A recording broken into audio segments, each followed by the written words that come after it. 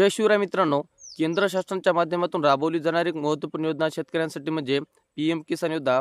आणि या योजनेच्या अंतर्गत राज्यातील जे काही पात्र असलेले शेतकरी तर या सर्व शेतकऱ्यांच्या खात्यामध्ये वार्षिक 6,000 रुपये असे दिले जातात। आणि याच्याच अनुषंगाने महाराष्ट्रात देखील ही योजना मंजूर करण्यात आली। ती योजना म्हणजे नमो शेतकरी योजना। आणि या योजनेच्या अंतर्गत सुद्धा राज्यातील जे काही पात्र शेतकरी तर या सर्व शेतकऱ्यांच्या खात्यामध्ये 6+6 असे 12,000 रुपये दिले जातात। तर मित्रांनो, या व्हिडिओच्या माध्यमातून आपण नमो शेतकरी योजना तसेच पीएम किसान योजना या योजनेच्या अंतर्गत जे काय झालेले अपात्र शेतकरी त्याच्यामध्ये मोठ्या प्रमाणामध्ये शेतकऱ्यांचा लँड सीडिंगचा जो प्रॉब्लेम आहे तर तो अद्याप देखील दूर झाला नाही। तर मित्रांनो, या व्हिडिओच्या माध्यमातून तो प्रॉब्लेम सॉल्व्ह कसा करायचा याची सविस्तर माहिती आपण बघणार आहोत। तर मित्रांनो, सर्वात महत्त्वाचं म्हणजे जे काय पीएम किसान योजना असेल तर नमो शेतकरी योजना असेल तर या ज्या काही योजना आहेत या जर तुम्हाला घ्यायच्या असतील, तुम्ही याच्यासाठी ऑनलाईन जर नोंदणी केली असेल तर तुमच्यासाठी एक सर्वात महत्त्वाचं म्हणजे तुमच्याकडे 3 कामं करणं तुमच्याकडे गरजेचं आहे। याच्यामध्ये सर्वात प्रथम पीएम किसानची जी काही केवायसी असेल तर ती केवायसी करणं तुम्हाला कंपल्सरी आहे। आता ही केवायसी करण्यासाठी तुम्हाला सीएससी सेंटरवर जायचं आहे आणि त्या ठिकाणाहून जर तुमच्या आधार कार्डाला जर मोबाईल नंबर लिंक असेल तर त्याच्या सहाय्याने सुद्धा तुम्ही तुमचे OTP करू शकता। जर तो मोबाईल नंबर लिंक नसेल तर याच्यामध्ये तुम्ही बायोमेट्रिक अर्थातच अंगठ्याच्या सहाय्याने सुद्धा तुम्ही तुमची केवायसी पूर्ण करू शकता। आता याच्यानंतर दुसरं काम म्हणजे यामध्ये तुम्हाला तुमच्या खात्याचे जे काही आधार लिंक आहे तर ते आधार लिंक असणं गरजेचं आहे। कारण की सर्व शासनाच्या माध्यमातून येणार जे काही अनुदान असेल तरी तुम्हाला DBTच्या माध्यमातून शेतकऱ्यांच्या खात्यामध्ये जमा केलं जातं। DBT म्हणजे अर्थातच डायरेक्ट बेनिफिशरी ट्रान्सफर, म्हणजे केंद्र शासनाच्या माध्यमातून किंवा राज्य शासनाच्या माध्यमातून येणारं जे काही अनुदान असतं तर हे अनुदान डायरेक्ट तुमच्या या शेतकऱ्यांच्या खात्यामध्ये जमा होत असतं।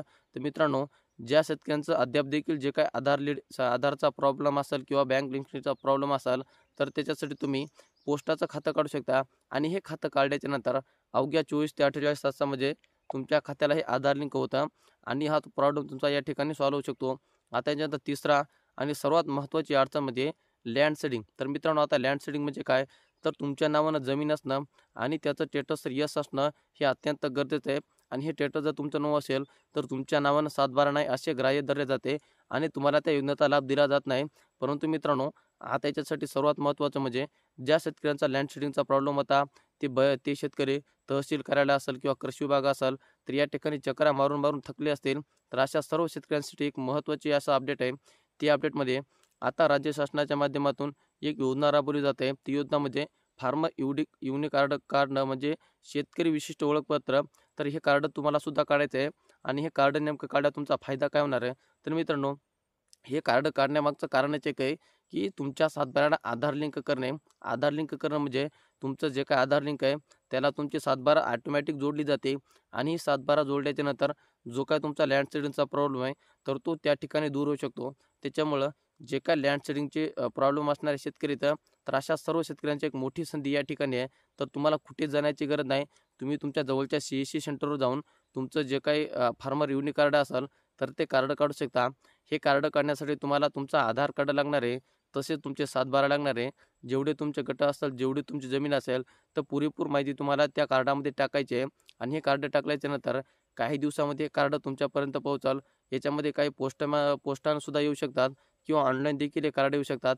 आणि हे कार्ड आल्याच्या नंतर ॲटोमॅटिक तुमच्या 7/12ला आधार लिंक होणार आहे आणि जे काही पीएम किसान असेल किंवा नमो शेतकरी योजना असेल तर या योजनेच्या अंतर्गत जे काही थांबलेले शेतकऱ्यांचे हप्ते असतील किंवा लँड सीडिंगचा जो काय प्रॉब्लेम असेल तर तो प्रॉब्लेम या ठिकाणी दूर होऊ शकतो।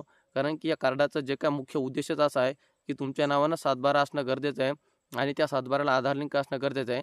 कारण की राज्यामध्ये तुम्ही पाहिलेच असाल असे विविध जे काही बोगस लाभार्थी आहेत की ज्यांच्या नावानं अद्याप देखील ही 7/12 नाही तरीही शेतकरी याचा लाभ घेतात।